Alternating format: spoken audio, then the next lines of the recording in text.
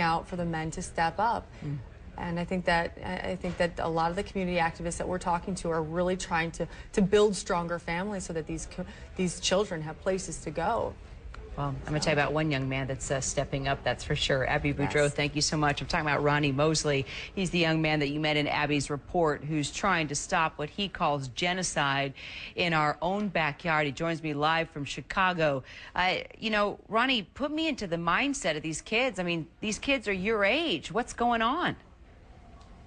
Well, what sums it up is, for a rally I found out, what the students were telling me is their life, the acronym that they came up for it is living in fear every day. And that's what you see going on your way to school, on your way home, going to a store. You're basically walking in fear every day. Now, do you feel like you walk in fear every day? I mean, absolutely. Guns have no, bullets have no names, you know, and a lot of times these shootings haven't even been, the victims aren't the targets. So I don't know, I can walk out now and go back to my community or anywhere in the city and I can take my last step. It's just that critical here in the city, but not only our city, just across this nation. Well, you know, this is your community. You know, Ronnie, you lost your cousin, you lost one of your best friends. I mean, what kept you from running with one of these gangs? What kept you from being involved in the violence?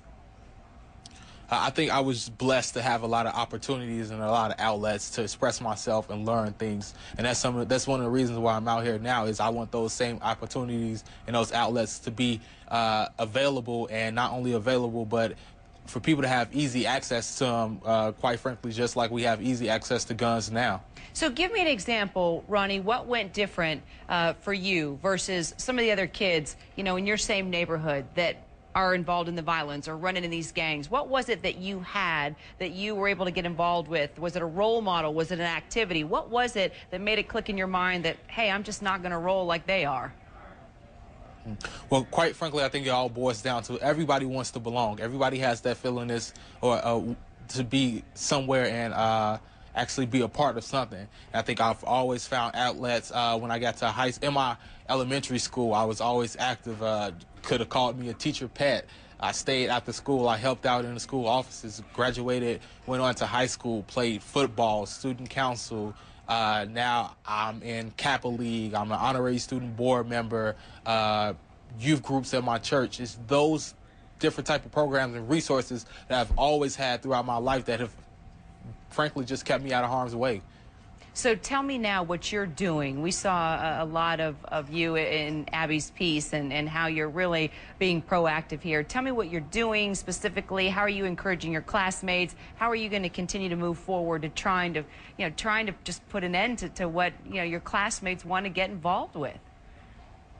I think what needs to come about is, you know, we as the youth, we always get involved when it's basically too late. We come out to rallies, memorials after our friends have died and, you know, we've lost them. I think we have to take more proactive steps to that. Unfortunately, that's most of the time when you see the youth is at a rally or at a memorial. We have to start working behind the scenes now. I think what needs to happen is we need to unify first. You know, we need every school, at least the schools that have lost people to gun violence and want to help out, to start to unify. And, you know, when you feel that you're ready and you have a core group, raise your flag and fly it upside down as a signal of distress and also a signal that you're ready to get involved in this fight.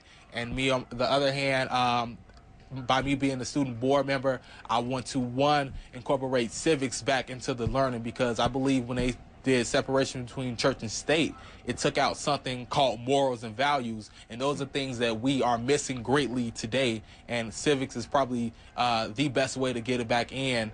And then also, we're starting a student development team at the board, so now you have the youth coming to the table, providing you with solutions. You know, we're the ones who are living the lives. We're the ones closest to it, so we can give you the answers and the direct answers and the direct solutions that we need.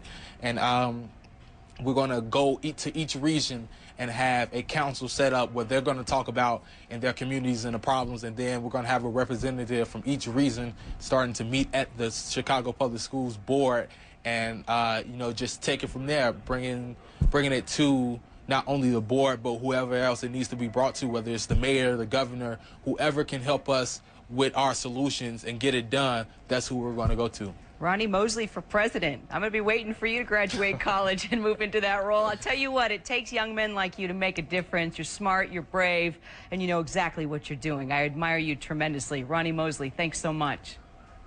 Thank you. All right.